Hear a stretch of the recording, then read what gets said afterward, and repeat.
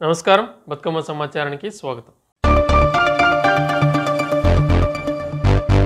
రాష్ట్రంలో విచిత్రమైన పాలనను ముఖ్యమంత్రి రేవంత్ రెడ్డి కొనసాగిస్తున్నారని పోలీసులే ప్రభుత్వాన్ని నడుపుతున్న పరిస్థితి ఉందని మాజీ మంత్రి కొప్పుల ఈశ్వర్ ఆరోపించారు. గోదావరిఖని టీబీజీకేఎస్ కార్యాలయంలో సోమవారం ఏర్పాటు చేసిన విలేకరుల సమావేశంలో గత కొద్ది రోజులుగా రాష్ట్రంలో రామగుండం నియోజకవర్గంలో జరుగుతున్న పరిణామాలు, పోలీసుల జోక్యంపై సవివరంగా మాట్లాడారు. టీఆర్ఎస్ నాయకుడు అనేటువంటి ఒకే ఒక కారణంతో మాత్రమే సిరి ఫంక్షన్ హాల్ కూలగొట్టింది. వేరే పార్టీలలో ఎవరు ఉండరా? ఇక మేము కూడా అధికారంలో ఉన్నప్పుడు కాంగ్రెస్ పార్టీలో ఎవరు ఉండద్దు అని అనుకుంటే ఎవరన్నా ఒకరు ఉండేటోళ్ళ వాళ్ళ జీవితాల మీద కొడతారా, కడుపు మీద కొడతారా, బ్రతుకుదెరువు మీద కొడతారా? రాజకీయాలను ప్రజలను ఒప్పించుకొని మెప్పించుకొని ఎన్నికల్లో గెలిస్తే ఎవరైతే ప్రజలకు మేలు చేస్తారో, బాగా పనిచేస్తారో వాళ్ళని ప్రజలు గౌరవిస్తారు. కానీ టీఆర్ఎస్ పార్టీ నాయకుడు అనేటువంటి ఒకే ఒక కారణంతో సిరి ఫంక్షన్ హాల్ బలవంతంగా ఆ రోజు మా మాజీ ఎమ్మెల్యే చందర్ గారు కావచ్చు, నేను కావచ్చు, కలెక్టర్కు మాట్లాడినా కలెక్టర్ ఫోన్ తీయకుండా, కమిషనర్కు మాట్లాడితే కమిషనర్ ఫోన్ తీయకుండా, హైకోర్టు ఆర్డర్ ఉన్నప్పటికీ, హైకోర్టు నుంచి స్టే ఆర్డర్ తెచ్చుకున్నప్పటికీ, అన్ని డాక్యుమెంట్స్ సబ్మిట్ చేసినప్పటికీ, అన్ని పర్మిషన్స్ ఉన్నప్పటికీ ఎప్పుడో 20-25 ఏళ్ల కింద కట్టిన ఆయిల్ మిల్ అది కొనుక్కొని చిన్న ఫంక్షన్ హాల్ దానిలో కొత్త కన్స్ట్రక్షన్ కూడా ఏం చేయలే, మొర్రోని మొత్తుకుంటుంటే బలవంతంగా కూలగొట్టడం అనేది ఎంతవరకు సమంజసం? ఇది ఏ పార్టీలు ఎవరు ఉండరా? ఇక ఒక పార్టీలో ఉన్నంత మాత్రాన వాళ్ళ మీద కక్ష సాధింపు చర్యలేనా? నేనేమంటున్నంటే ఈ గోదావరిఖని 80% ఇల్లీగలే, పర్మిషన్లు లేకుండానే ఇల్లు కట్టినారు. మరి మొత్తం గోదావరిఖని మొత్తం కూలగొడతారా? సింగరేణి ప్రాంతంలో ఉన్నటువంటి మొత్తం సింగరేణి వాసులందరూ కూడా వాళ్ళంతా ఇల్లీగల్ కట్టుకున్న వాళ్ళే. కొద్ది మంది మాత్రమే పర్మిషన్స్ ఉన్నాయి. ఈ మధ్య కాలంలో కేసీఆర్ గారు అధికారంలోకి వచ్చిన తర్వాత కొన్ని వేల మందికి పట్టా సర్టిఫికెట్లు ఇచ్చినాం. కానీ మరి మిగిలిన అన్ని కూడా ఇల్లీగల్ గా కట్టుకున్నటువంటి ఇల్లు మొత్తం ఊరంతా ఉన్నాయి. ఎవరిని కూలగొడతావు, ఎవరిని రక్షిస్తావు, ఎందుకు కూలగొడుతున్నారు, అసలు ఏం చేస్తారు? చివరికి మా టీఆర్ఎస్ పార్టీ ఆఫీసును కూడా కూలగొట్టింది. మరి ఏంది కూలగొట్టిన కదా, మరి దీనికి ఆల్టర్నేట్ ఏంటి? ఓ పార్టీ కార్యాలయం కూడా ఉండకూడదా? దీనికి ఆల్టర్నేట్ చూపించాలా? చూపేద్దాం. మాట్లాడాలా? సంప్రదించాలా? సంప్రదించేద్దాం. సింగరేణి వాళ్ళని అడిగితే మాకు సంబంధం లేదని మాట్లాడతారు. ఈ క్వార్టర్స్ అన్ని సింగరేణి, మేము పుట్టక ముందు నుంచి ఉన్నాయి. 1950వ సంవత్సరంలో నిర్మాణం చేసిన ఇండ్లు ఇవన్నీ. మరి ఎందుకు కూల్చి వేస్తున్నారు? దీనికి అర్థమైందో పర్థమైందో తర్వాత ఇంకొకటి సమాధానం చెప్పాల్సిన అక్కర ఉన్నది. మీరు కట్టే కాంప్లెక్స్లు ఎవరి కోసం, ఎవరు అడిగింది కావచ్చు, లక్ష్మీనగర్ కావచ్చు, ఎవరికి ఇస్తారు? దాన్ని ఎందుకోసం కూల్చివేస్తున్నారు? తర్వాత ఎక్కడో హైదరాబాద్ నుంచి వచ్చి కార్పొరేటర్స్ వచ్చి కట్టే అవసరం ఇక్కడ ఏమొచ్చింది? ఇవన్నిటి కూడా ఒక్కదానికి కూడా ప్రశ్నకు సమాధానం లేదు. మా ఇష్టం, మేము చేస్తాం. ఎవరైనా అడ్డం వస్తే పోలీసులను పెడతాం, కేసులు పెట్టిస్తాం, అవసరమైతే భయభ్రాంతులను చేస్తాం, ఎవరిని మాట్లాడనీయం, మా ఇష్టం అని చెప్పేటువంటి పరిస్థితి మాత్రం ఇక్కడ కొనసాగుతున్నది. ప్రతినిధిగా ఎన్నిక కావడం అనేది చాలా సంవత్సరాల నుంచి, స్వాతంత్రం వచ్చినప్పటి నుంచి చాలా మంది ప్రజాప్రతినిధులు ఎన్నికైతుంటారు. కానీ ప్రజలకు అత్యవసరంగా ఉన్నటువంటి పనులేమున్నాయి, ప్రజలు అడుగుతున్నటువంటి పనులేమున్నాయి, ప్రజలు ఏం కోరుకుంటున్నారు, ఆ పనులను గుర్తించి చేయడం వల్ల నువ్వు ప్రజల్లో ఆదరణ పొందుతారు తప్ప ప్రజలకు సంబంధం లేకుండా, ప్రజల ఇష్టాలకు సంబంధం లేకుండా మీరు ఒకటేదో ఊహించుకొని చేయడం అనేటువంటిది కరెక్ట్ కాదు. ఉన్నటువంటి గ్రామాన్ని మంచిగా తీర్చిదిద్దుకునే అవసరం ఉన్నది. లేకుండా ఒక కాంట్రాక్ట్ లేకుండా ఇష్టారీతిన ఈ కూల్చివేతలు, ప్రజలు నిరసన వ్యక్తం చేసినా పట్టించుకునేది లేదు. వాళ్ళను పోలీసులను పెట్టి బెదిరించి కేసులు పెట్టి మరి భయానక వాతావరణం సృష్టిస్తున్నారు. ఇది కరెక్ట్ కాదు. దీన్ని తీవ్రంగా వ్యతిరేకిస్తున్నాం. టీఆర్ఎస్ పార్టీ పక్షాన ఇది మంచిది కాదని కూడా మేము సూచన చేస్తున్నాం. ఇటువంటి ప్రవర్తన కూడా మంచిది కాదు. ఇది అధికారం ఎవరికి శాశ్వతం కాదు. ఇలా రాష్ట్రంలో కూడా ఇదే మరి దౌర్జన్యం దమనకాండ కొనసాగుతున్నది. ఆయన అడుగుజాడల్లోనే మొత్తం రాష్ట్రంలో ఉన్నటువంటి వాళ్ళ ప్రజాప్రతినిధులు కూడా అదే ప్రకారంగా కొనసాగిస్తున్నారు. ఇది ప్రజలు ఎన్నడూ కూడా సహించరు. ఇప్పటికైనా దీన్ని ఆపాలే ఇటువంటి వ్యవస్థను. పోలీసులు మేము ఒకటే చెప్తున్నాం, ఇలా సిపి గారిని కూడా కలుస్తున్నాం. పోలీసులు మీరు నిష్పక్షపాతంగా వ్యవహరించండి. మీరు ఏ ప్రభుత్వం ఉంటే ఆ ప్రభుత్వ ఆధీనంలో పనిచేసేటువంటి ఒక పోలీస్ వ్యవస్థ మీకు స్వయం ప్రతిపత్తి ఉంటుంది. అది వదిలిపెట్టి కేవలం వాళ్ళ ఆదేశాలని మేము అమలు చేస్తామనేటువంటి తీరు మాత్రం ఇది బాగలేదు. ఇది మంచిది కాదు. ఆయన సిఐ కానీ ఎస్ఐ కానీ లేదంటే ఏసీపీ కానీ ఇక్కడ ఉన్నటువంటి సిపి కూడా పెద్ద ఉన్నతాధికారి ఉన్నాడు. మరి వాళ్ళ నోటీసు కూడా తీసుకెళ్తాం. ఇది కరెక్ట్ కాదు. ఈ పరిస్థితి మేము తక్షణమే ఆపాలని కూడా కోరుతా ఉన్నాం. ఇప్పటికే అక్రమంగా పెట్టినటువంటి కేసుల విషయంలో కూడా మేము దీన్ని తీవ్రంగా ఖండిస్తున్నాం. ఇటువంటి కేసులు పెట్టడం అందించడం ఇంకో పార్టీ లేకుండా చేస్తాం. ఇటువంటి చర్యలు ఏవైతే ఉన్నాయో మంచిది కాదని సందర్భంగా తెలియజేస్తాం. రాష్ట్రంలోనే ఈ కూల్చివేతలు జరుగుతున్నాయి. అసలు ఈ కూల్చివేతలకు అర్థం ఏందో తెలుస్తలేదు. హైదరాబాద్లో హైడ్రా పేరిట, ఎఫ్టీఎల్ పేరిట, బఫర్ జోన్ పేరిట ఇప్పటి వరకే వేలాది మంది ఇళ్లను కూలగొట్టి వాళ్ళ యొక్క జీవితాలను బజార్లో పడేసినటువంటి పరిస్థితి ఈ ప్రభుత్వం ఈ రాష్ట్రంలో కనబడుతుంది. నేను అనేది ఏంటంటే ఇది ఒక హైదరాబాద్ నగరంతో ఆగలేదు. ఇగో రామగుండంలో కూడా, గోదావరికని పట్టణంలో కూడా అసలు ఎందుకు కూల్చివేతలు చేస్తున్నారో అర్థం పర్థం లేదు. సింగరేణి వాళ్ళని అడిగితే మాకు సంబంధం లేదంటున్నారు. మున్సిపాలిటీ వాళ్ళని అడిగితే మాకు సంబంధం లేదంటున్నారు. మరి కూల్చివేసే ముందట అక్కడ ఏం చేస్తారో చెప్పమంటే దానికి సమాధానం లేదు. ఏమన్నంటే మరి ఇక్కడ ఇదివరకే నివాసం ఉంటున్నటువంటి ఇళ్ళన్నిటి కూడా కూల్చివేస్తున్నారు. వాళ్ళకేమన్నా ఆల్టర్నేటివ్ ఆధారం చూపిస్తున్నారంటే మీరు ఎక్కడికైనా పోందని చెప్తున్నారు.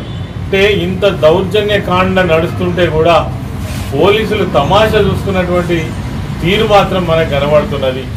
ఎక్కడైనా నువ్వు రోడ్ వెడల్పు చేయాలనుకున్నావు అనుకో, ఆ రోడ్డుకు సంబంధించినటువంటి దానికి సంబంధించిన ఫండ్స్ శాంక్షన్ కావడం కావచ్చు, టెండర్ ప్రక్రియ పూర్తి చేయడం కావచ్చు, పని ప్రారంభించే ముందు నువ్వు ఎక్కడైనా రోడ్డు వెడల్పు చేస్తావు.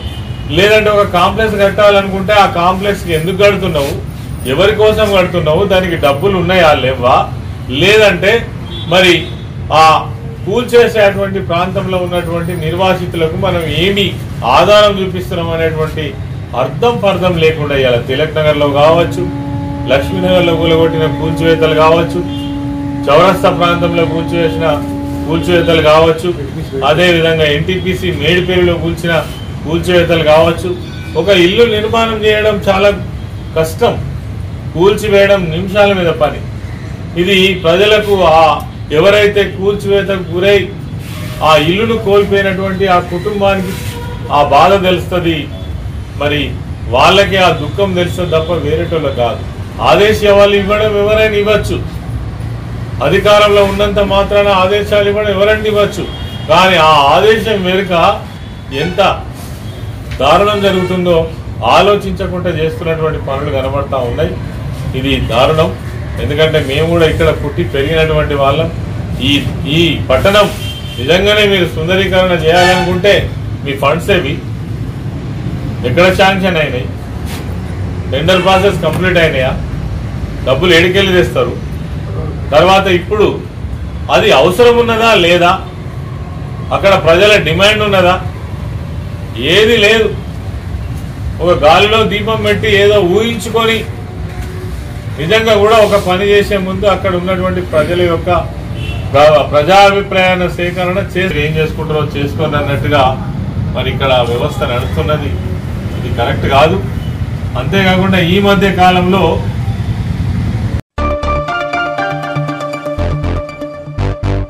జగిత్యాల జిల్లా బుగ్గారం మండల కేంద్రంలో మండల కాంగ్రెస్ పార్టీ ఆధ్వర్యంలో భారతరత్న మాజీ ప్రధాని స్వర్గీయ శ్రీమతి ఇందిరాగాంధీ జయంతి సందర్భంగా బుగ్గారం బస్టాండ్ ఆవరణలో ఇందిరాగాంధీ చిత్రపటానికి పూలమాల వేసి నివాళి అర్పించారు. అనంతరం స్వీట్లు పంపిణీ చేశారు. కార్యక్రమం మండలంలో మండల అన్ని గ్రామాల కాంగ్రెస్ పార్టీ నాయకులు కార్యకర్తలు పాల్గొన్నారు.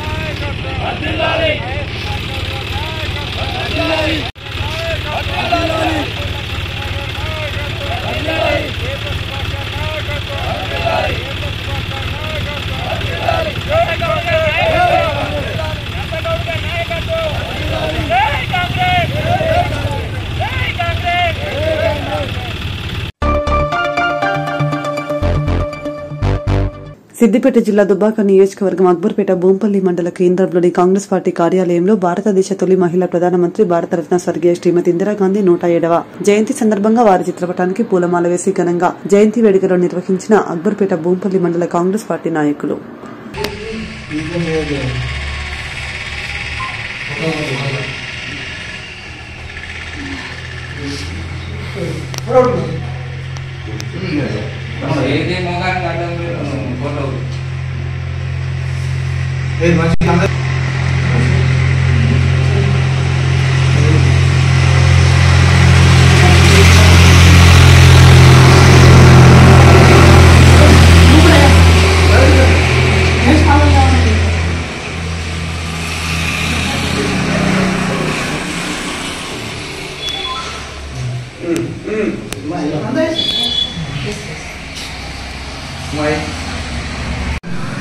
ఈరోజు భారతదేశ మహిళ తొలి ప్రధానమంత్రి భారతరత్న స్వర్గీయ శ్రీమతి ఇందిరాగాంధీ గారి 107వ జయంతి సందర్భంగా అక్బర్పేట బూంపల్లి మండల కేంద్రంలోని కాంగ్రెస్ పార్టీ కార్యాలయంలో వారి చిత్రపటానికి పూలమాలలు వేసి ఘనంగా జయంతి వేడుకలను జరపడం జరిగింది.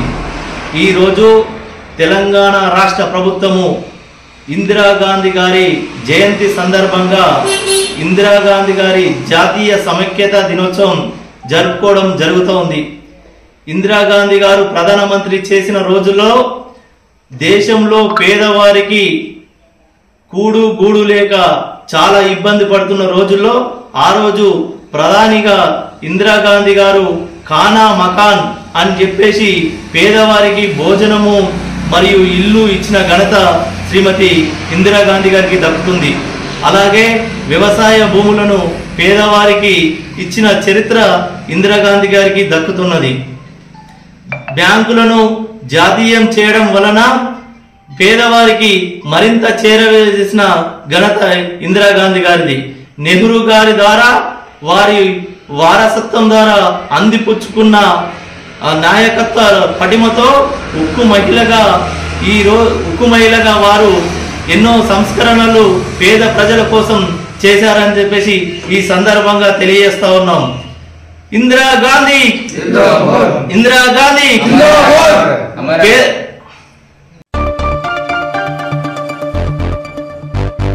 జోగులాంబ గద్వాల జిల్లా గద్వాల పట్టణం రాఘవేంద్ర కాలనీ నందు శ్రీ శ్రీ శ్రీ లక్ష్మీ సత్యనారాయణ స్వామి దేవాలయంలో కార్తీక మాసం 3వ సోమవారం సందర్భంగా కాలనీ మహిళా మండలి విశ్వ హిందూ పరిషత్ ఆధ్వర్యంలో 5550 కార్తీక దీపాలతో మహిళలు భక్తి శ్రద్దలతో పూజలు నిర్వహించి 5550 దీపం జ్యోతులు వెలిగించారు.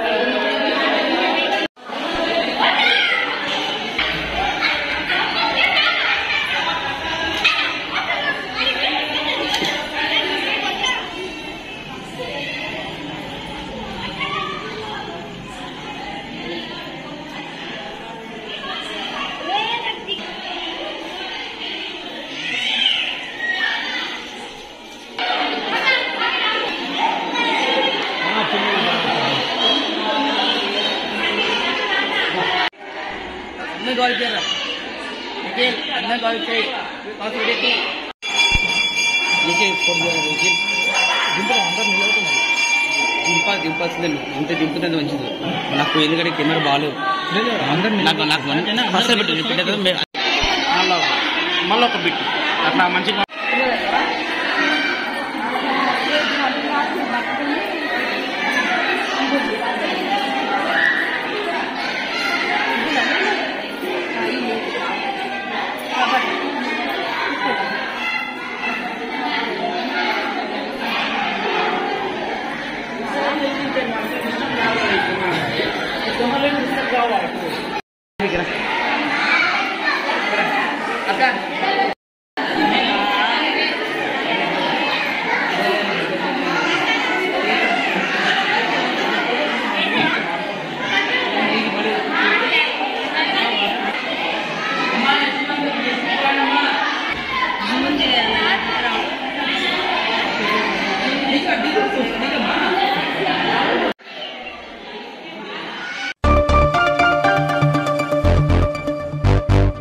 మహిళా కార్పొరేటర్లకు జరిగిన అవమానంపై సాటి మహిళా కార్పొరేటర్ ప్రశ్నించకుండా అవమానపరిచిన వారికి సపోర్ట్ చేయడం సిగ్గుచేటని బీఆర్ఎస్ మహిళా కార్పొరేటర్లు అన్నారు.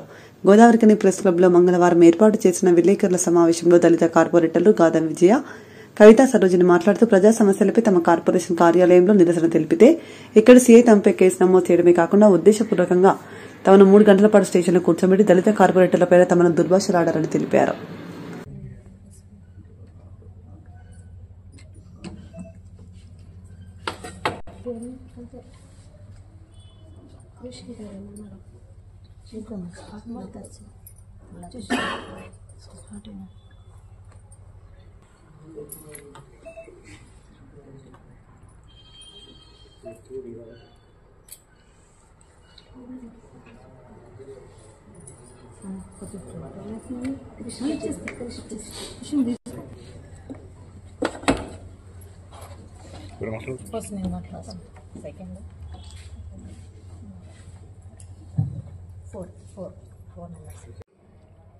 మేము చెప్పే విషయం ఏంటంటే నిన్న కాంగ్రెస్ నాయకులు దళిత నాయకులు మా మీద ప్రెస్ మీట్ పెట్టడం జరిగింది. ఎట్లా పెట్టండి అంటే దళితులై ఉండి కూడా పోలీస్ స్టేషన్లో మాకు దళితుల మహిళలకు అన్యాయం జరిగింది, అక్కడ అవమానం జరిగిందని మేము చెప్పితే వీళ్ళు కాంగ్రెస్ పార్టీలో ఉన్న వాళ్ళు ఒక దళితులు, బీఆర్ఎస్ పార్టీలో ఉన్న వాళ్ళు ఒక దళితులంతా ఒకటే కదా. దళిత సోదరిమని మాట్లాడింది ఎంతవరకు కరెక్ట్? దళితులం అందరం ఒకటే. మనమందరం బాబాసాహెబ్ అంబేద్కర్ వారసులం. మనం ఒకరు భయపెడితే భయపడటానికి మనం బానిసలం కాదు. ఇదొక్కటి మీరు గుర్తుంచుకోండి. కాంగ్రెస్లో ఉన్న వాళ్ళొక్కటే, దళితులు ఒక్కటే, బీఆర్ఎస్లో ఉన్న దళితులు ఒక్కటే. దళితులకు అన్యాయం జరిగినప్పుడు దళితులంతా కూడా ఏకం కావాలి. మీరేదో ఎమ్మెల్యే గారి మెప్పు పొందని కోసం ఎమ్మెల్యే గారు మెచ్చుకుంటారు, పెద్ద పెద్ద పదవులు ఇస్తారు, ఎమ్మెల్యే గారు మమ్మల్ని మెచ్చుకుంటారని చెప్పి మీరు ఇట్లా మాట్లాడు కరెక్ట్ గారు. మీరు ఎట్లా మాట్లాడుతుండ్రు? మీరు కాంగ్రెస్ పార్టీకి నిన్న ప్రెస్ మీట్ పెట్టిన వాళ్ళు కాంగ్రెస్ పార్టీకి ఎప్పుడు పనిచేసారు, ఎప్పుడు వర్క్ చేసారు? కాంగ్రెస్ పార్టీలు ఉన్నారా వాళ్ళు? ఇదే ఎమ్మెల్యే, ఇప్పుడు గెలిచిన ఎమ్మెల్యే ఇదే బియ్యం షాప్ లా చౌరస్తాలో కూర్చుంటే అయ్యో మేము కనబడితే మాకు పని చెప్తారో ఏమని చెప్పి కాంగ్రెస్ లో ఉన్న వాళ్ళు కూడా పక్కకుంటే ఆయన కనబడకుండా వేయిన వాళ్ళు ఉన్నారు. ఈ రోజు కాంగ్రెస్ పార్టీ గెలిచింది ఎమ్మెల్యే మెప్పు కోసం, కాంగ్రెస్ పార్టీ గెలిచిందని చెప్పి ఈ రోజు మన దెబ్బలు జరుచుకుంటూ ఎమ్మెల్యే మెచ్చుకోవాలని మాట్లాడడం అది కరెక్ట్ కాదు. ప్రతి ఒక్కరు కాంగ్రెస్ వాళ్ళు నేను బల్ల గుద్ది చెప్తున్నా, ఇది ఛాలెంజ్ చేసి చెప్తున్నా. కాంగ్రెస్ పార్టీలో ఉన్న ప్రతి ఒక్కరు కూడా చంద్ర ఎమ్మెల్యేగా ఉన్నప్పుడు ప్రతి ఒక్కరు వర్క్ చేసుకున్న వాళ్ళే. నిన్న మాట్లాడిన ప్రతి ఒక్కరు కూడా ఎమ్మెల్యే గారితో వర్క్ చేయించుకున్న వాళ్ళే. బీఆర్ఎస్ ప్రభుత్వం దగ్గరికి పోయి చంద్రన్న దగ్గరికి పోయి ప్రతి ఒక్కరు దళిత బంధువు తెచ్చుకున్న వాళ్ళే. ఈ రోజు మాట్లాడుతుంటే సిగ్గు అనిపిస్తుంది నాకు. అభివృద్ధి అని అంటున్నారు. ఎక్కడ అభివృద్ధి జరిగింది? ఛాలెంజ్ రాండి, చౌరస్తాకు రాండి. ఎక్కడ అభివృద్ధి జరిగింది? ఈ 12 నెలలు కావస్తుంది, ఇంకొక వారం 10 రోజులైతే. మీరు చేసిన అభివృద్ధి ఏంటి? కూలగొట్టడం తప్ప అభివృద్ధి ఎక్కడున్నది? ఆ అభివృద్ధి చూపెట్టండి. ఛాలెంజ్ మీకు మాకు ఛాలెంజ్. అదే చౌరస్తాకు రండి. మిమ్మల్ని జనాలు ఎంత తిట్టుకుంటారో. మీరు కాంగ్రెస్ నాయకులు కేవలం బయట ఏం చేస్తున్నారంటే బయటకు వచ్చి వాళ్ళ ఎమ్మెల్యేని బదనాం చేసేది వాళ్ళే. మా ఎమ్మెల్యే మాకు ఏం పని చేస్తలేడు, మా ఎమ్మెల్యే మాకు మేము కర్మానికి అని పని చేసినాం, మేము ఎందుకు గెలిపించినాం ఈ ఎమ్మెల్యేను అని తిట్టుడు వాళ్ళవంతే. మళ్ళీ ఏం చేస్తాడు ఈ సోషల్ మీడియాలో ఈ ముందుకు వచ్చేసరికి ఈ ప్రెస్ మీట్లకు వచ్చేసరికి ఎమ్మెల్యే మెచ్చుకోవాలని చెప్పి ఎమ్మెల్యేను పొగుడు జోకుడే జోకుడిగా. వాళ్ళ జోకుడు చూస్తే నవ్వాలో ఏడవాలో నాకు అర్థం కావట్లేదు. ఈ తిట్టినోళ్లే, ఈ ఎమ్మెల్యేని తిట్టినోళ్లే కాంగ్రెస్ ప్రభుత్వం గెలవనప్పుడు ఈ ఎమ్మెల్యేని తిట్టింది ఎవరు? వీనికి పని చేసిన మాకు పిల్లం ఉన్నది, పిల్లలు ఉన్నది, మేము పని చేసుకోవాలని చెప్పిన వాళ్ళందరూ ఈ రోజు కాంగ్రెస్ పార్టీలో ఉన్నోళ్ళు అందరు ఆ ఎమ్మెల్యే గారు, ఎమ్మెల్యే సాబ్, నేను ఒక్కటే చెప్తున్నా, మీ కాంగ్రెస్ వాళ్ళే మిమ్మల్ని పొట్టు తిట్టి ఇప్పుడు ఈ రోజు మీరు ప్రభుత్వంలో ఉన్నప్పుడు మీకు జోకడం తప్ప వాళ్ళు మీకు ఏం లేదు. బయట కూడా మీరు ఇవన్నీ కూలగొడుతుంటారు.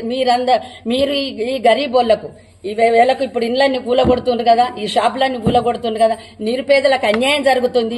అయ్యో ఇట్లా చేస్తే మేము రేపు ఎలా కాంగ్రెస్ పార్టీలో మేము ఎలా కార్పొరేటర్లో గెలుస్తామని చెప్పి మిమ్మల్ని తిట్టుకుంటారే తప్ప మీరేం పని చేస్తలేరని వాళ్ళు ఖర్చుపులు మొక్కాన పెట్టే ఏడుస్తాండ్రు. మీ ముందుకు వచ్చేమో మిమ్మల్ని జోకుతుండ్రు. మీరు ఈ మాటలు నమ్మకండి, మీరు కాంగ్రెస్ వాళ్ళని నమ్మకండి. మీ ముందు ఒక మాట మాట్లాడతారు, మీ వెనకాల ఒక మాట్లాడతారు. నేను తిట్టినా అని చెప్తుండ్రు కానీ నేనేమన్నా చెడ్డ మాటలు తిట్టినా మిమ్మల్ని చెడ్డ మాటలు బూత్ మాటలు మీ మేడవుని మిమ్మల్ని తిట్టిన వాళ్ళే మీ కాంగ్రెస్ పార్టీకి పనిచేస్తా. ఇప్పుడు మీరు గెలిచినాక మీకు పనిచేస్తా ఉన్నారు. ఇప్పుడు చంద్రన్న దగ్గర పనిచేసుకున్న వాళ్ళే చంద్రన్నను విమర్శించడం ఎక్కడిది? ఎందుకు విమర్శిస్తున్నారు? మీరు ఏ టైంలో ఎమ్మెల్యే సాబుని తిట్టిండ్రు, ఏ టైంలో ఎమ్మెల్యే మేడం తిట్టిండ్రు, ఎక్కడ తిట్టిండ్రు, ఏ ప్లేస్ లో తిట్టిండ్రు, ఏ టైంలో తిట్టిండ్రు అనేది మొత్తం రికార్డుతో సహా నేను బయటికి తీస్తా. చంద్రన్న దగ్గర మీరు ఎక్కడెక్కడ పని చేయించుకున్నారు, ఎప్పుడొచ్చి పని చేయించుకున్నారు కూడా నేను ఇవన్నీ మొత్తం డాటా బయటికి తీస్తే మీ మోకాలు ఎక్కడ పెట్టుకుంటారు. ఈ రోజున చంద్రన్నను విమర్శించే హక్కు మీకు లేదు. ఎక్కడ ప్రభుత్వం ఉంటే అక్కడ వాళ్ళు కూడా మాట్లాడుతుంటే ఇది ఎంత ఘోరంగా అనిపిస్తుందంటే ప్రభుత్వం ఎక్కడుంటే అక్కడ ఉండే వాళ్ళకేమన్నా విలువ ఉన్నదా, గౌరవం ఉన్నదా, వాళ్ళు మాట్లాడే అర్హత ఉన్నదా, వాళ్ళు మాట్లాడటానికి ఏమున్నది? ఇప్పుడు మేయర్ సాబ్ ఎవరు? ఆయన ఏమంటే రాయలసీమ, చంద్రన్న ఆయనని మేయర్ చేసినప్పుడు రాయలసీమ, ఇదే కాంగ్రెస్ పార్టీ వాళ్ళు కండవేసినప్పుడు ఆయన తెలంగాణ మనిషి అయిపోయిందా? మరి అప్పుడు తెలియదా మీకు? మీరు కండ వేసినప్పుడు మీకు తెలియదా ఆయన రాయలసీమ మనిషి అని? కండ వేసిండు, బలిపసం చేసిండు, పక్కన పెట్టిండు. మేయర్ ఏం నడుస్తుంది పాపం? మేయర్ సాబ్ ఎక్కడ ఉంటాను? ఒక కార్యకర్త లాగా ముగ్గురు వెనకాల కూర్చుంటుండు, 3వ లైన్లో కూర్చుంటుండు పాపం మేయర్ సాబ్. మేయర్ సాబ్కు ప్రోటోకాల్ ఎక్కడున్నది? అదే బీఆర్ఎస్ లో ఉన్నప్పుడు చంద్రన్న పక్కకు కూర్చుండబెట్టుకుంది. ఇప్పుడు మీరే అధికారం వచ్చిందని చెప్పి మీరు ఎట్లా చేస్తుండ్రంటే, ఎంత దారుణంగా చేస్తుండ్రంటే, మీరు పనులైతే లేవని మీరే అంటారు, పనులు చేస్తలేడని ఎమ్మెల్యేని మీరే తీరుతారు. మళ్ళీ ఎమ్మెల్యే మొదటిగా ఇక ఆ జోకుడు అంటే విపరీతమైన జోకుడు. ఎట్లా జోకుడు అంటే వాళ్ళకు దగ్గొచ్చినా తుమ్మొచ్చినా వాళ్ళకి శ్వాస తీసుకుంటే కూడా రాజు ఠాగూర్ గారు ఆదేశాల మేరకు మేము తీసుకుంటున్నామని చెప్తాను.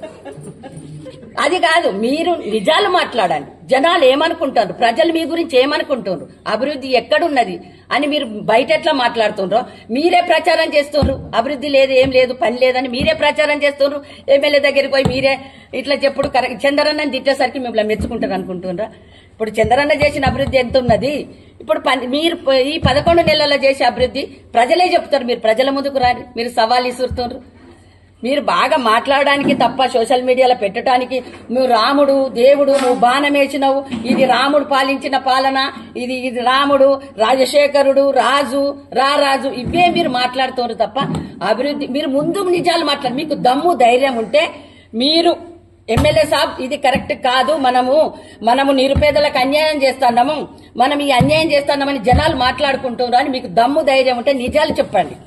అంతేగాని మీరు ఆ జోకుడు బయటకు వచ్చేమో వేరే రకంగా మాట్లాడక.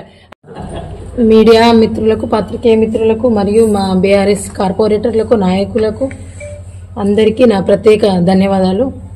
ముఖ్యంగా నిన్న ప్రతిపక్షాలు మా ఏమంటారు గొంతు నొక్కే ప్రయత్నం కాంగ్రెస్ కార్పొరేటర్లు కావచ్చు, కాంగ్రెస్ ప్రభుత్వం చేస్తుందనే విషయంపై మాట్లాడడానికి వాళ్ళు వచ్చినాం. మ్యాటర్ ఏంటంటే మొన్న 6వ తారీఖు చంద్రన్న ఆధ్వర్యంలో చిరు వ్యాపారస్తులకు జరుగుతున్న అన్యాయంపై మేమందరం సంఘీభావంగా వెళ్ళినప్పుడు మాకు 41 CRPS రూల్లో 50 మందిని తీసుకెళ్లి ఎఫ్ఐఆర్ చేయించిండ్రు. ఇక్కడ సిఐ ఇంద్రసేనారెడ్డి గారు. నార్మల్గా మాకందరికి కాల్ వచ్చినాయి, ఫొటోస్ ఆధార్ తీసుకొని రమ్మంటే అలానే ఇచ్చి వస్తుంటే ఆయన చాలా ఏమంటారు ఉద్దేశపూర్వకంగా మమ్మల్ని కూర్చోబెట్టి ఒక 3.5-4 గంటలు కూర్చోబెట్టి మా సెల్ ఫోన్లు సీజ్ చేసి మాతో ఇష్టం ఉన్నట్టు మాట్లాడడం. నా పెళ్లికి వచ్చిందని అదే ఆ వర్డ్ అయితే ఒక 3-4 సార్లు రిపీట్ అయిందండి. అందులో గాదం విజయక్క, నేను, మన బాధ అంజలి, ఒక 4 దళిత కార్పొరేట్లను, 2 బీసీ వాళ్ళు ఉన్నారు. 6 మహిళని ఆయన అసలు ఎంత అసభ్యంగా మాట్లాడడం అంటే రూడిష్ గా. అసలు లేడీస్ బయటకు రావడమే ఎక్కువ. మీరు ఇలా బిహేవ్ చేస్తే మాకు ఇట్లా జరిగితే నార్మల్ లేడీస్ వచ్చి మాకేం చెప్తారు, వీళ్ళు డైరెక్ట్ టౌన్కి వెళ్ళి ఏం న్యాయం స్వీకరిస్తారండి. ఆయన అసలు ఎట్లుండంటే ఆయన సీఐగా బిహేవ్ చేస్తలేరు, కండవా వేసుకున్న కార్యకర్తలాగా బిహేవ్ చేస్తుండే ఇంద్రసేనారెడ్డి గారు అయితే. స్పెషల్ గా నేను ఇదే చెప్తాను. మొన్న కూడా దసరాలో ఒకటి స్క్రోల్ అయింది. ఒక అబ్బాయిని కొబ్బరికాయ ఎక్కడ లక్ష్మీనగర్ లా మామూలు ఆయన వ్యాపారం చేసుకుంటూ ఆయనకు వచ్చి కొట్టిండు. ఒక దళితుడు సూసైడ్ నోట్ వరకు వచ్చింది. ఆల్రెడీ ఈయన ఎస్ఐగా ఉన్నప్పుడు కూడా ఈయన పైనే ఏమంటారు దళితులది కేసు బుక్ చేయమని కోర్టే తీర్పిచ్చింది. ఇట్లా దళితుల పైన ఈయనకున్న వివక్ష నార్మల్ గా లేదు. రెండోది, నేను కూడా జిఎం ఆఫీస్ లో ఒక యువతికి ఇలానే జరిగింది. ఎస్సీ ఉమెన్ బీసీ వాళ్ళని పెళ్లి చేసుకుంది. తను ఏదో ఇష్యూస్ అయినాయి, ఈయన న్యాయం కోసం పోతే కొట్టించుకోవాలమ్మా అన్నాడు. ఆమె సంసారం యొక్క విషయాల పట్ల అక్క నా పేరు చెప్పదు కానీ నాకైతే అన్యాయం జరిగిందని రాత్రి 11:30 నా కాల్ కూడా నేను చూపిస్తా. ఇంద్రసేనారెడ్డి గారు అయితే మహిళల పట్ల అనుచిత ప్రవర్తన ఉంది, ఒక్కటి కూడా సరిగా లేదు. రెండోది, ఇదే ప్రవర్తన విధనే మేము చంద్రన్న మా మహిళా కార్పొరేట్లందరం ఏసీపీ గారి దగ్గరికి పోయినాం. పోయి 5 days అయింది, ఇంతవరకు మాకు ఏ న్యాయం జరగలేదండి. ఇంద్రసేనారెడ్డి గారు మరి ఇలా ఎందుకు చేస్తున్నారో తెలుస్తలేదు. ఆయన డ్యూటీ అయినా చేయాలి, అందులో బీఆర్ఎస్ చూడొద్దు, కాంగ్రెస్ చూడొద్దు. ఇలా చేస్తే మరి మాకి ఇంతటి ఇలాంటి రెస్పాన్సిబుల్ మాకే ఒక రెస్పాన్సిబుల్ పీపుల్ కి ఇలా ఉంటే పాపం మామూలు మహిళలకు ఏం న్యాయం జరుగుతుంది. దయచేసి ఆయనని ట్రాన్స్ఫర్ చేయగలరని నేనైతే ఊరుకొని ఈ విషయంలో ఇక్కడతో వదిలము. మహిళా కమిషన్కి వెళ్తాము, ఎస్సీ కమిషన్కి వెళ్తాము, ఆయనను వదిలేదే లేదు. నిన్న కూడా మా మాజీ మంత్రి వర్యులు కుప్పలేశ్వరన్ ఆధ్వర్యంలో చంద్రన్న డిప్యూటీ మేయర్ మా కార్పొరేటర్లు అందరూ ఆయన మాతో ఎంత రూడ్ గా బిహేవ్ చేసిండో, సెలూన్ సీజ్ చేయడం గానీ, చీపో అనడం గానీ, పెళ్లికి వచ్చిండ్రు అనడం గానీ, అసలు ఆ బిహేవియర్ మేమంతా షాక్ అండి. ఏమైతే సీనియర్ మా అక్క అసలు ఆమె ఎవరిని చూడట్లేదు, ఆయన అలా బిహేవ్ చేయడం ఎంతవరకు కరెక్ట్ చెప్పండి. ఎక్కడ స్వాతంత్రం వచ్చింది? లేడీస్ 1 గంటకి వెళ్ళినప్పుడే స్వాతంత్రం అన్నారు. పొద్దున వెళ్తే కార్పొరేట్లకే దిక్కులేదు. ఏంది ప్రభుత్వం, ఏం జరుగుతుంది? న్యాయంగా అడిగినప్పుడు ఇక తీసుకెళ్లి వెళ్ళడం, 41 ఏమంటారు ఎఫ్ఐఆర్లు ఫైల్ చేయడం, ఇదేనండి వీళ్ళు చేసేది. అందుకోసమనే మాట్లాడదామని ఇవాళ మేము వచ్చాము.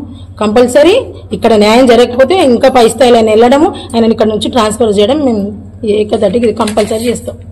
Thank you. ఎన్టీపీసీ కేంద్రంగా ఈ నెల 23-24 తేదీలలో జరిగే సిపిఎం జిల్లా 3వ మహాసభలను విజయవంతం చేయాలని సిపిఎం జిల్లా కార్యదర్శి వై యాకయ్య పార్టీ నాయకులకు కార్మిక కర్షకులు పిలుపునిచ్చారు. ఎన్టీపీసీలోని సిఐటియు కార్యాలయంలో మంగళవారం ఏర్పాటు చేసిన విలేకరుల సమావేశంలో మహాసభల ఆహ్వాన కమిటీ అధ్యక్షులు నాంసరి శంకర్తో కలిసి యాకయ్య మాట్లాడుతూ ఎన్టీపీసీలోని శ్రీ లక్ష్మీ కేశవ ఫంక్షన్ హాల్లో సిపిఎం జిల్లా 3వ మహాసభలు ఈ నెల 23-24 జరగనున్నాయని, ఈ మహాసభలను పార్టీ నాయకులు, కార్యకర్తలు, సంఘటిత అసంఘటిత రంగ కార్మికులు పాల్గొని విజయవంతం చేయాలని కోరారు. సిపిఐఎం పెద్దపల్లి జిల్లా 3వ మహాసభ ఎన్టీపీసీ జ్యోతినగర్ శ్రీ లక్ష్మీ కేశవ్ ఫంక్షన్ హాల్లో జరగబోతుంది. ముందుగా 23వ తారీఖు నాడు పెద్ద ఎత్తున బహిరంగ సభ నిర్వహించబోతున్నాం. దీనికి సిపిఎం పార్టీ అనుబంధ సంఘాలు, సిపిఎం పార్టీ అభిమానులు సాయంత్రం జరిగే ఎన్టీపీసీలో జరిగే బహిరంగ సభకు వేలాది సంఖ్యలో కదిలి రావాలని మేము ముందుగా ప్రజలకు విజ్ఞప్తి చేస్తున్నాం. అట్లాగే 23-24 తారీఖులో జరిగే మహాసభ కూడా జిల్లా నలుమూలల నుండి మహాసభకు ప్రతినిధులుగా హాజరవుతున్నారు. గత 3 సంవత్సరాల కాలంలో కేంద్ర రాష్ట్ర ప్రభుత్వాలు ప్రజా వ్యతిరేక విధానాలు ఏవైతే అనుసరించిందో వాటి వ్యతిరేకంగా పెద్ద ఎత్తున 3 సంవత్సరాల కాలంలో సిపిఐఎం పెద్దపల్లి జిల్లా 3వ మహాసభ ఎన్టీపీసీ జ్యోతినగర్ శ్రీ లక్ష్మీ కేశవ్ ఫంక్షన్ హాల్లో జరగబోతుంది. ముందుగా 23వ తారీఖు నాడు పెద్ద ఎత్తున బహిరంగ సభ నిర్వహించబోతున్నాం. దీనికి సిపిఎం పార్టీ అనుబంధ సంఘాలు, సిపిఎం పార్టీ అభిమానులు సాయంత్రం జరిగే ఎన్టీపీసీలో జరిగే బహిరంగ సభకు వేలాది సంఖ్యలో కదిలి రావాలని మేము ముందుగా ప్రజలకు విజ్ఞప్తి చేస్తున్నాం. అట్లాగే 23, 24 తారీఖులో జరిగే మహాసభ కూడా జిల్లా నలుమూల నుండి మహాసభకు ప్రతినిధులుగా హాజరవుతున్నారు. గత 3 సంవత్సరాల కాలంలో కేంద్ర రాష్ట్ర ప్రభుత్వాలు ప్రజా వ్యతిరేక విధానాలు ఏవైతే అనుసరించిందో వాటి వ్యతిరేకంగా పెద్ద ఎత్తున 3 సంవత్సరాల కాలంలో సిపిఎం పార్టీ పెద్దపల్లి జిల్లా వ్యాప్తంగా పెద్ద ఎత్తున పోరాటాలు నిర్వహించి వాటిని సమీక్షించుకోవడం అనేది కూడా జరుగుతుంది. అంతేకాదు భవిష్యత్తులో కూడా ప్రజా వ్యతిరేక విధానాలకు వ్యతిరేకంగా పనిచేస్తున్న కేంద్ర రాష్ట్ర ప్రభుత్వం యొక్క విధానాలకు వ్యతిరేకంగా కూడా పోరాటాలు కూడా భవిష్యత్తు కర్తవ్యాలు, ఉద్యమ కర్తవ్యాలను కూడా ఆ మహాసభ చర్చించబోతుంది. ప్రధానంగా ఈ ప్రాంతంలో జరుగుతున్నప్పుడు ఇది కార్మిక క్షేత్రం. ఈ జిల్లాలో 2 భాగాలుగా చూసినప్పుడు ఒకటి సగభాగం వ్యవసాయకంగా ఉంటుంది, ఒక భాగం పారిశ్రామికంగా ఉంటుంది. పారిశ్రామికంగా ఉన్న దాంట్లో అతిపెద్ద భారీ ప్రభుత్వ రంగ పరిశ్రమలు మన రామగుండం ప్రాంతంలో ఉన్నాయి. అది ఎన్టీపీసీ కావచ్చు, పౌరోజ్ కావచ్చు, ఇప్పుడు తెలంగాణ ప్రాజెక్టు కావచ్చు, ఆర్ఎఫ్ఎల్ లాంటి పెద్ద ఎత్తున ఈ ప్రాజెక్టులు ఉన్నాయి. అంతేకాకుండా ప్రైవేటు పరిశ్రమలు కూడా ఈ ప్రాంతంలో ఉన్నాయి. కానీ కార్మిక సంఘాలు, అనేక రాజకీయ పార్టీలు కూడా కార్మికులకు జీవోలు సవరించి కనీస వేతనం 25,000 రూపాయలు ఇవ్వాలని పెద్ద ఎత్తున పోరాటాలు సమ్మెలు జరిగినప్పటికీ యాజమాన్యంలో ప్రభుత్వంలో చలన లేకుండా అమలు చేయడంలో జాప్యం చేస్తున్నాయి. ఎన్నికలు వచ్చినప్పుడు కార్మిక వర్గానికి హామీలు ఇస్తున్నారు.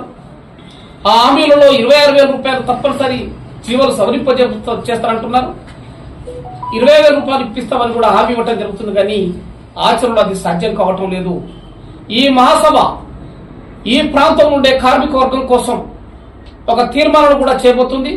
భవిష్యత్తులో జీవోలు సవరించాలి, సమాన పనికి సమాన వేతనమైన 26,000 రూపాయలు ఇవ్వాలని కూడా ఒక డిమాండ్ చేయబోతుంది, చర్చించబోతుంది.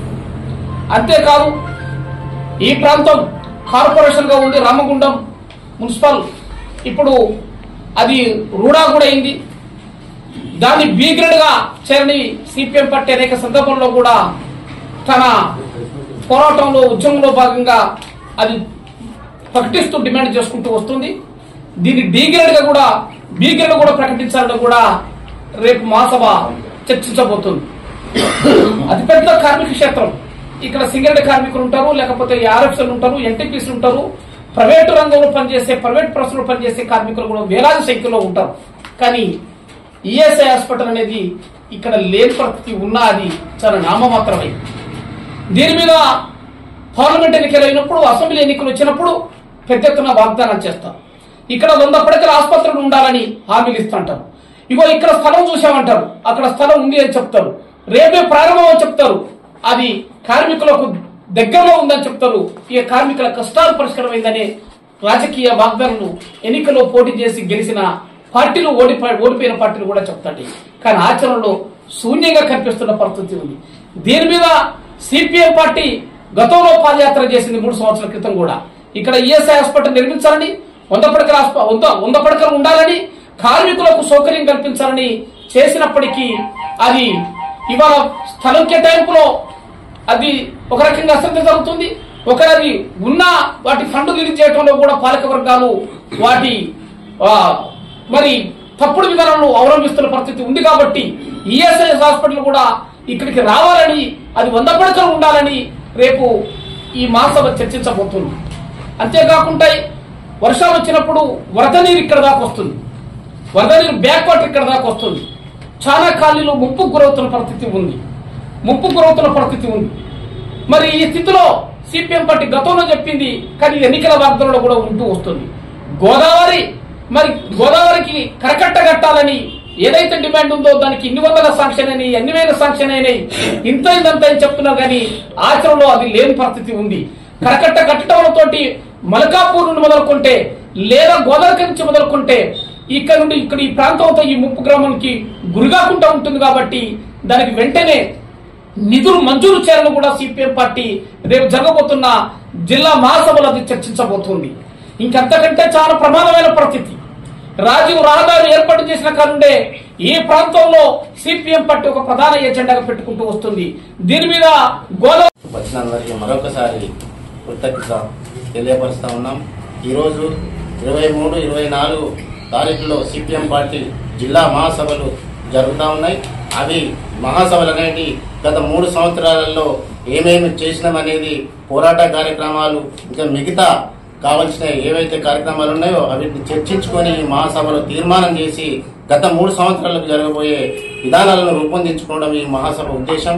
దీనికి కూడా అందరూ ఇక్కడ ఉన్న ప్రజలందరూ సహకరించాలని చెప్పి తెలియపరుస్తా ఉన్నాం. మరియు ఇక్కడ ఎన్టీపీసీ రామగుండంలో ఇప్పుడు కొత్తగా తెలంగాణ ప్రాజెక్టు వచ్చింది. తర్వాత 2x300 మెగావాట్స్ కూడా రాబోతున్నది.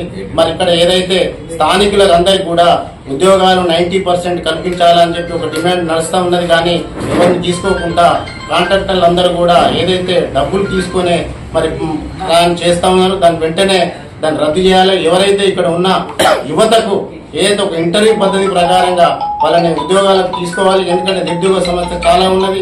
ఈరోజు కాంగ్రెస్ ప్రభుత్వం వచ్చి కూడా నిరుద్యోగులందరికీ కూడా ఉద్యోగాలు కల్పిస్తామని చెప్పి చెప్పడం జరుగుతూ ఉన్నది. కానీ ఇప్పటి వరకు ఇక్కడ ఏ ప్రాజెక్టులో కూడా ఆర్ఎఫ్సీఎల్ కావచ్చు, సింగరేణి కావచ్చు, ఎన్టీపీసీ కావచ్చు, మరి ఏపీసీ ఇవి జెన్కో కావచ్చు, ఇందులో ఇప్పటి వరకు కూడా స్థానికులకు ఉద్యోగాలు కల్పించిన దాఖలాలు లేవు. అవి మేము ఏమంటుండే సిపిఎం పార్టీగా ఏదైతే ఇక్కడ నిరుద్యోగ సమస్యను రూపుమార్పాలంటే ఏదైతే కరప్షన్ తగ్గాలి అంటే ఇక వీళ్ళందరినీ కూడా మన యువతను ఒక ఇంటర్వ్యూ పద్ధతి ప్రకారంగా తీసుకుంటే మంచిదని చెప్పి మరొకసారి సిపిఎం పార్టీగా ఎన్టీపీసీ కృష్ణానగర్ గుడి నిర్మాణం విషయంలో డిప్యూటీ మేయర్ అభిషేక్ రావుపై పెట్రోల్ పోసి హత్యాయత్నానికి పాల్పడిన వ్యక్తిపై పోలీసులు హత్యాయత్నం కేసు నమోదు చేయాలని బీఆర్ఎస్ కార్పొరేటర్ రమణారెడ్డి ఎన్టీపీసీ పట్టణ ప్రధాన కార్యదర్శి బుర్ర శంకర్ గౌడ్ డిమాండ్ చేశారు. ఎన్టీపీసీలో మంగళవారం ఏర్పాటు చేసిన విలేకరుల సమావేశంలో వారు మాట్లాడుతూ శివకేశవ ట్రస్ట్ భూమి ఎన్టీపీసీ కృష్ణానగర్ కు చెందిన కాలనీ వాసులదని, ఆ భూమితో సాగర్ రావుకు గాని అభిషేక్ రావుకు గాని ఎలాంటి సంబంధం లేదని, సాగర్ రావు ట్రస్ట్ కు పెద్ద మనిషి మాత్రమేనని తెలిపారు. కాలనీ వాసులకు సంబంధించిన ట్రస్ట్ భూమిలో తప్పకుండా కాలనీ వాసులు గుడి నిర్మాణం చేపట్టి తీరుతారని వెల్లడించారు. దౌర్జన్యంగా అనుకోకుండా ఆ కాలనీ ఆ పక్కన ఉన్నటువంటి వాళ్ళను క్రిస్టియన్స్ వాళ్ళు వేరే వేరే మతస్థులను రెచ్చగొట్టే ధోరణిలో వాళ్ళందరినీ మహిళలను తీసుకొని ఊహించని రీతిలో పెట్రోలు తీసుకొని హత్య చేయడానికి పూనుకోవడం జరిగింది. ఇది మంచి పద్ధతి కాదని చెప్పేసి తెలియజేస్తున్నాము. అదేవిధంగా ఏదైతే ఈ శివకేశవ ట్రస్టుకు అభిషేక్ రావుకు లేకపోతే వాళ్ళ డాడీకి వాళ్ళ నాన్న అభిషేక్ రావు వాళ్ళ డాడీ సాగర్ రావుకు కూడా ఎలాంటి సంబంధం లేదు. అది పూర్తిగా కాలనీకి సంబంధించిన విషయం. ఇందులో కేవలం సాగర్ రావు గారికి సంబంధం అని, డిప్యూటీ మేయర్ కు సంబంధం అని చెప్పేసి వాళ్ళు అనడం మాత్రం ఇది హాస్యాస్పదం. అదేవిధంగా ఇంకా వాళ్ళు అంటారు డిప్యూటీ మేయర్ గంజాయి యువతకు అలవాటు చేస్తుండు, మందు యువతకు అలవాటు చేస్తుండు అని చెప్పేసి అంటారు. ఇంతవరకు బీఆర్ఎస్ నాయకులు కానీ బీఆర్ఎస్ నాయకుల మీద కానీ కార్యకర్తల మీద కానీ లేకపోతే మా ప్రోద్బలంతో ఎక్కడైనా గంజాయికి సంబంధించిన విషయం ఎక్కడైనా ఏ పోలీస్ స్టేషన్లో అయినా కేసు ఏమైనా నమోదైందా? ఇంకోటి కృష్ణానగర్ ఏరియాలో కానీ ఎన్టీపీసీ ఏరియాలో కానీ టోటల్ ఓవరాల్ గా అభిషేక్ రావు కానీ బీఆర్ఎస్ నాయకులు కానీ ఎక్కడైనా భూదందాలకు పాల్పడ్డారా? ఎక్కడైనా భూ ఆక్రమణలు జరిగినాయా వారి ఆధ్వర్యంలో? నేను ఈ పత్రిక ముఖంగా తెలియజేస్తున్నా, ఎక్కడికైనా చర్చకు సిద్ధం. ఒక్క కాడనైనా నిరూపిస్తే మేము అక్కడే భూమికి ముక్కు రాస్తాం, లేదా మీరు కూడా బేషరతుగా ఆ దీని మీద ఉంటారా అని చెప్పేసి నేను ఈ విధంగా ఇప్పుడు ఈ పత్రిక ముఖంగా వాళ్ళను హెచ్చరిస్తున్నా. దానికి సిద్ధమైతే రాండి, నిరూపించండి, మేము కూడా రెడీ. కానీ నిరాపారమైనటువంటి అపనిందలు వేస్తే మాత్రం సహించేది లేదు. మేము ఎప్పుడు కూడా భూదందాలలో పాల్గొనలేదు. ఎప్పుడు కూడా ఇంకో నాయకుడు నిన్న ఏదో పెడతాడు. హత్యాయత్నాలు, హత్య కేసులు ఎక్కడ కూడా మా మీద ఇప్పటివరకు కాలే. మీకు ఆ చరిత్ర ఉంది. భూదందాలలో చేసి మీ మిత్రులను మీరు కోల్పోయారు, మేం కాదు కదా ఇప్పటి వరకు. మీరు ప్రాణాలు కొడుకు భూదందాలలో ఇన్వాల్వ్ అయ్యి చేసిండ్రు, మీ మిత్రులను కోరుకుపోయినరు, మీరు హత్యా ప్రయత్నాలు చేసిండ్రు, హత్యలలో మీరున్నారు, కేసులలో మీరున్నారు. ఇప్పటి వరకు మేము ఏ కేసులలో, ఏ హత్య కేసులలో లేము, ఏ భూదందాలలో మా మీద కేసు కాలేదు. అది ముందు మీరు తెలుసుకొని మాట్లాడాలి. మాట్లాడే ముందు ఎవరు ఏంటిది అని చెప్పేసి. అభిషేక్ రావు అనేటోడు మీ అందరికీ తెలుసు, ఆయనకు ఎలాంటి అవసరం లేదు. 10 మందికి పెట్టే చేయి కానీ ఎక్కడ కూడా ఆయన మీద ఎక్కడ కూడా కరప్షన్ 10 ఇయర్స్ నుంచి 10 సంవత్సరాల నుంచి కార్పొరేటర్ గా ఉన్నప్పుడు ఏ ఒక్క వ్యక్తి కూడా ఆయన మీద 10 రూపాయలు తీసుకున్నాడో 10 రూపాయలు డిమాండ్ చేసిండా అనే చరిత్ర లేదు. 10 మందికి పెట్టే చేయ కానీ 10 మందికి ఇది ద్రోహం చేసే చేయ కాదు, అన్యాయం చేసే చేయ కాదు. అది మీరు ముందు తెలుసుకోవాలి. అంతేగాని ఏదో వీళ్ళని రెచ్చగొడతారు. అది పూర్తిగా కృష్ణానగర్ వాసులకు వ్యక్తిగతమైన భూమి. ఇప్పటికైనా గుర్తుంచుకోవాలి. అది ఖచ్చితంగా కాలనీ వాసులు కట్టి తీరుతారు. అంతేగాని ఇది అభిషేకరావు వ్యక్తిగతం కాదు, సాగర్రావు వ్యక్తిగతం కాదు.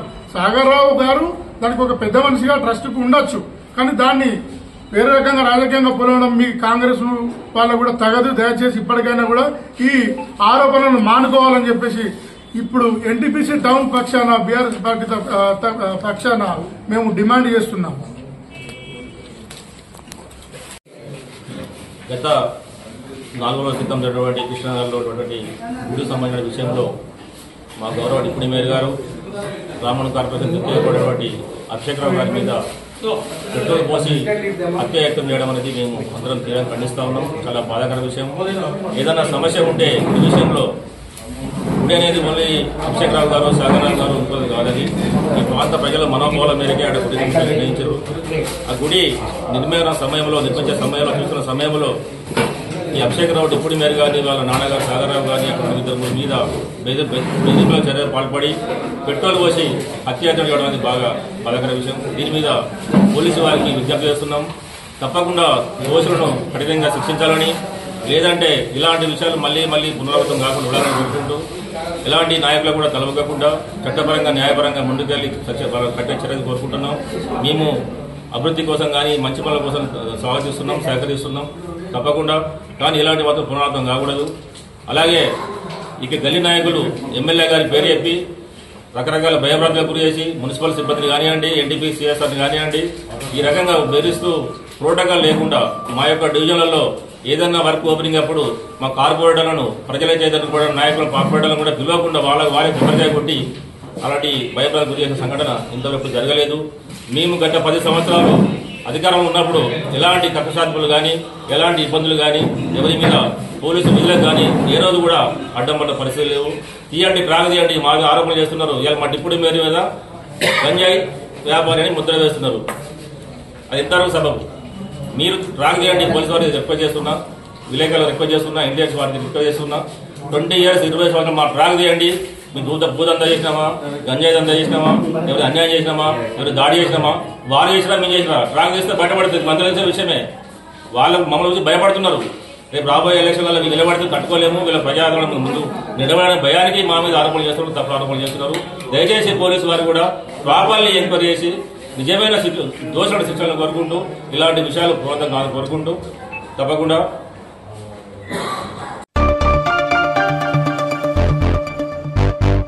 ప్రభుత్వ నిర్ణయానికి ఎస్సీ వర్గీకరణకు వ్యతిరేకంగా సమావేశాలు నిర్వహిస్తున్న వివేక్ కుటుంబాన్ని కాంగ్రెస్ పార్టీ నుండి బర్తరఫ్ చేయాలని మాదిగ మిత్ర మండలి రాష్ట్ర ఉపాధ్యక్షులు కోటగిరి పాపయ్య డిమాండ్ చేశారు.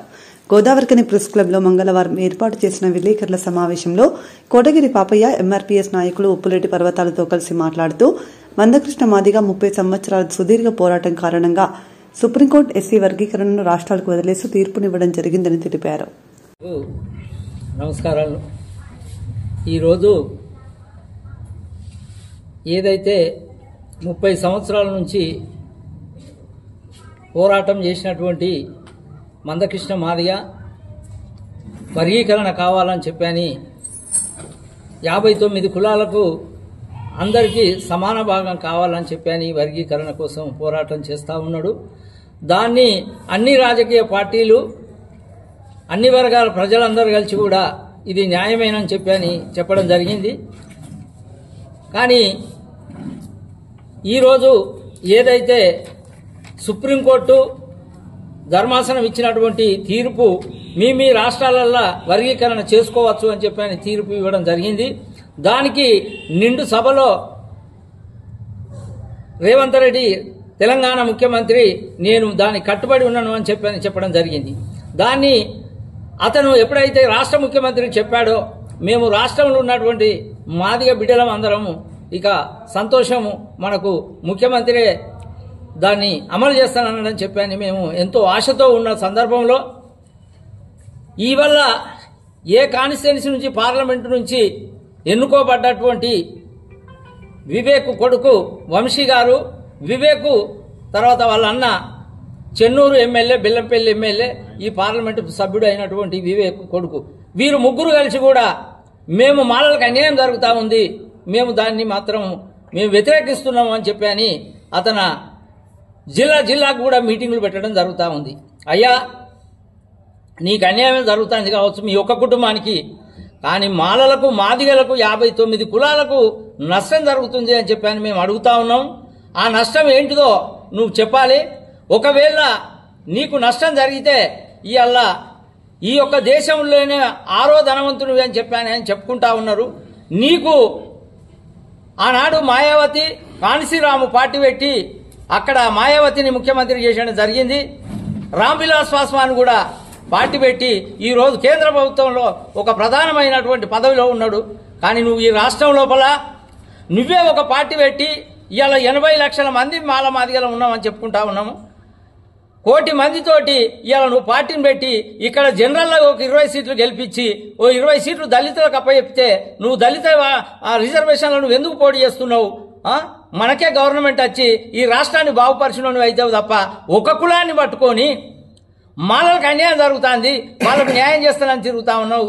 ఇది న్యాయమా నీకు?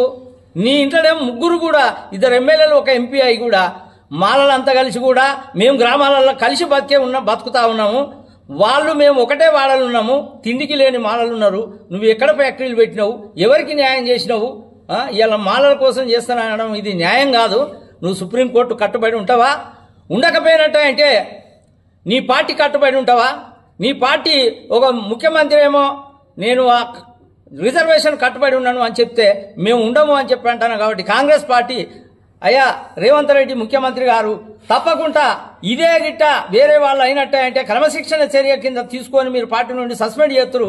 ఇతను ఎందుకు చేస్తలేరో మీరు పార్టీ పరంగా ఆయన మీద ఖచ్చితంగా యాక్షన్ తీసుకోవాలని చెప్పి మా మాదిగ జాతి డిమాండ్ చేస్తా ఉన్నది. ఇవాళ అద్దంకి దయాకర్ గారు మాల మహానాడు అధ్యక్షులు మాదిగలు అడిగేది కరెక్టేనా అని చెప్తా ఉన్నాడు. అంటే అన్యాయం జరిగింది. 17 సీట్లలో 3 సీట్లు ఎస్సీ రిజర్వేషన్ లోపల మాలలకే ఇవ్వడం జరిగింది, మాదిగలకు అన్యాయం జరిగింది, కాంగ్రెస్ పార్టీ ఆలోచిస్తుంది అని చెప్తా ఉన్నారు. ఏమైందయ్యా? నువ్వేమన్నంటే మాకు నష్టం జరిగింది. నీకేం నష్టం జరిగింది? మీ ఇంట్లో ఇవ్వడం 3 టికెట్ ఇవ్వడమే నష్టమా? మాకు ఎవరికి ఏమి ఇవ్వకుంటే ఉంటేనే మీకు నష్టమా? ఇట్లనే కొనసాగితే నీకు నష్టమా? ఇంకా 57 కులాలు కూడా తిండికి లేక రాజకీయంగా అన్ని రకాలలో వెనకబడి ఉన్నారు. వాళ్ళకు కూడా ఈ అంబేద్కర్ ఇచ్చినటువంటి ఫలాలు అందాలని చెప్పానే ఈ యొక్క మందకృష్ణ మాదిగ చేసిన పోరాటము.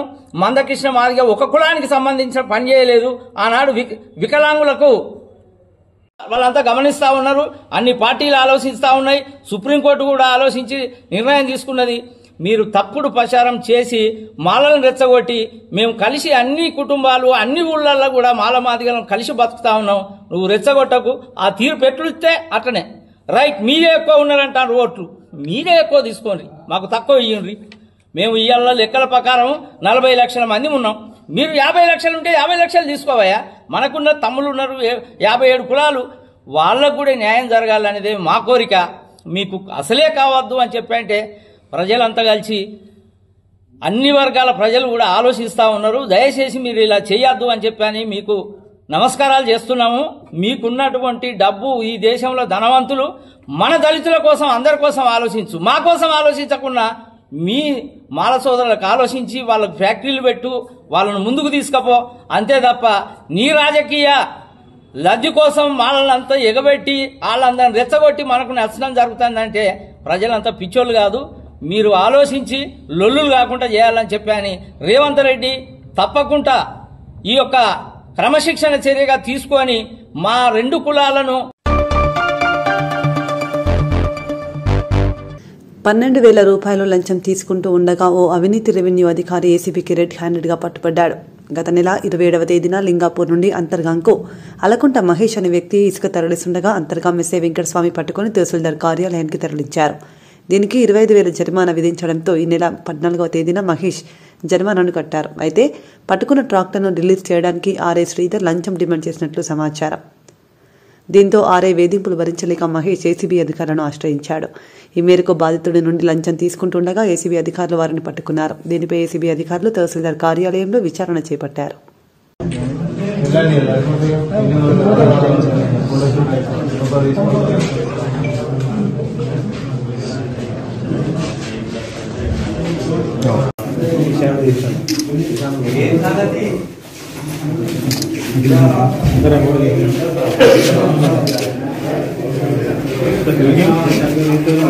రాసి పంపిండు.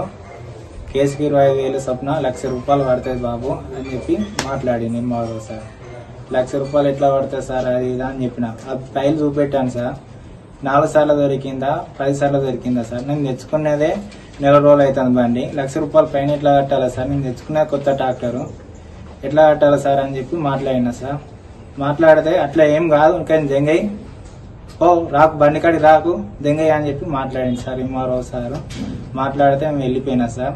మళ్ళా 2 రోజులకు 3 రోజులకు మళ్ళీ వచ్చి ఇక్వై చేసి దండం పెడతాక సార్ నీ కాలు ముక్తా సార్ అని చెప్పి సార్ని ఇక్వై చేస్తే సార్ అన్నాడు కట్టుకొని రాపో ₹1,00,000 డీడీ కట్టుకొని రాపో. ఏ లెక్కలో కట్టాలి సార్ ₹1,00,000 డీడీ అని చెప్పి మళ్ళీ మాట్లాడినా సార్. మళ్ళీ పోయి మళ్ళీ 2 రోజులకు మళ్ళీ వచ్చిన సార్. చూడండి సార్ నేను గరిబో నేను చేసుకుంటే బతికటోని ఇట్లా ఎందుకు మాట్లాడతారు సార్ అని చెప్పి మళ్ళీ వచ్చిన సార్. 25,000 డీడీ కట్టుకొని రాపో అన్నాడు. 25,000 డీడీ కట్టుకొని వచ్చినాలే మళ్ళీ పైసలు అన్ని 50,000 అని చెప్పి మాట్లాడింది సార్. 50,000 అంటే ఆర్ఐ సార్ కలిసిండు మాట్లాడినా సార్. చెప్పిరంట కదా సార్ ఆర్ఐ సార్కు 12,000 అని చెప్పి చెప్పిండు సార్. ఆర్ఐ పేరు శ్రీధర్. ఆర్ఐ సార్ పేరు శ్రీధర్.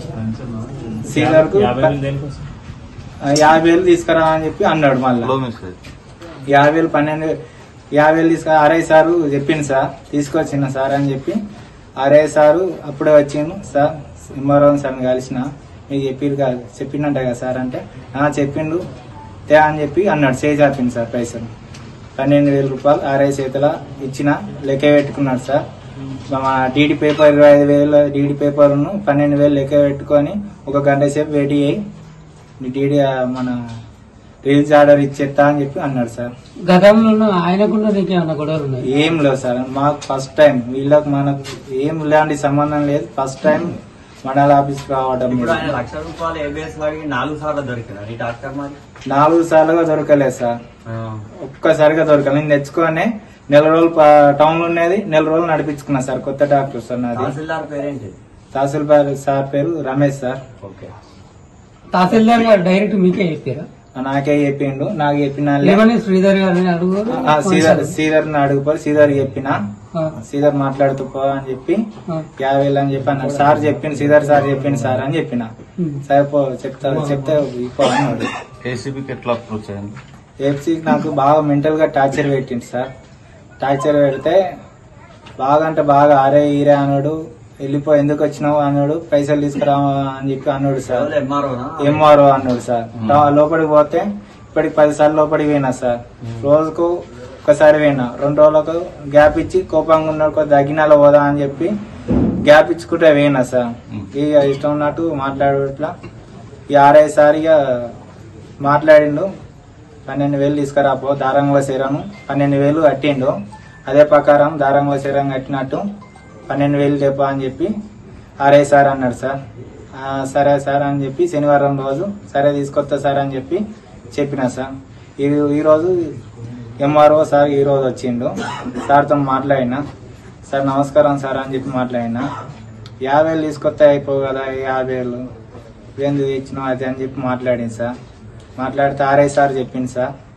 ఆర్ఐ సార్ కలిసిండు చెప్పిండు తీసుకొచ్చిన సార్ అని చెప్పి మాట్లాడినా.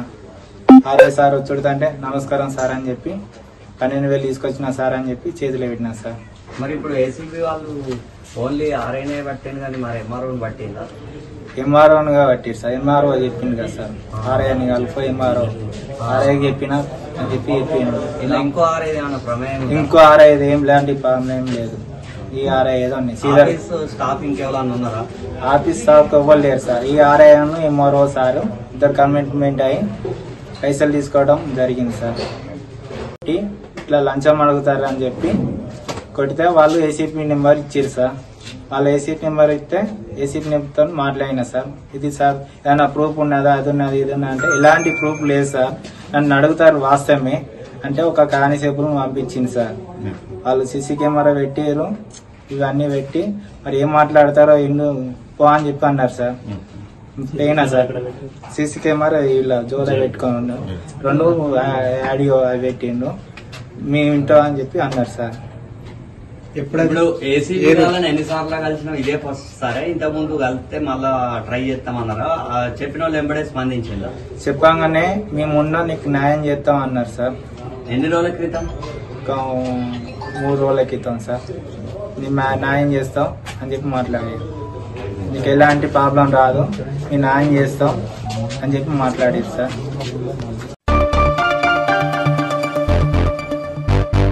జిల్లాలో ధాన్యం కొనుగోలు కేంద్రాల ద్వారా కొనుగోలు చేసిన ధాన్యం వివరాలు ఎప్పటికప్పుడు ఓపీఎంఎస్లో నమోదు చేయాలని జిల్లా కలెక్టర్ కోయ శ్రీహర్ష సంబంధిత అధికారులకు సూచించారు. మంగళవారం జిల్లా కలెక్టర్ ముత్తారం మండలంలో విస్తృతంగా పర్యటించారు. ముత్తారం మండలంలోని మచ్చుపేట, మైదంబండ, ముత్తారం గ్రామాలలో ఏర్పాటు చేసిన ధాన్యం కొనుగోలు కేంద్రాలను కలెక్టర్ తనిఖీ చేశారు. ఆ పేమెంట్ పడ్డాక 4 రోజులు పడుతుంది. ఏమైనా ఇబ్బంది ఉందా?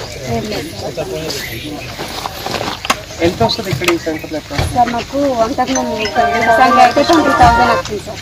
20,000 వచ్చింది, చాలా వచ్చినట్టు కదా. అంటే 8 to 10 వచ్చింది. ఇంకా సీడ్ పెడతారు సార్. సీడ్ కాక 22-25 దాకా వస్తాయి. ఇప్పుడు 2 అయినాయి. ఇప్పుడు మా రైతులకు కొంచెం ఇబ్బంది ప్లేస్ అనేది అడ్జస్ట్మెంట్ అవుతుంది. అంటే మా దగ్గర రైతులు చాలా మంది ఉన్నారు. కనీసం ప్రతి పంటకి ఒక 30 లోన్లు అట్లా ఉంటాయి. ప్లేస్ అడ్జస్ట్మెంట్ కాకపోతే ఇబ్బంది అవుతుంది. కొంచెం ఏమన్నా ప్లేస్ కోట్ల పంట వేయడం ఇబ్బంది అవుతుంది. మంది ఇచ్చినాం సార్. ప్లేస్ ఉంది, కిలోమీటర్ ఉంటాయి. ఇక్కడ వేసుకోవడానికి ఏమైనా ఇబ్బంది ఉందా? అంటే ఇబ్బంది. ఇంతటితో వార్తలు సమాప్తం. నమస్కారం.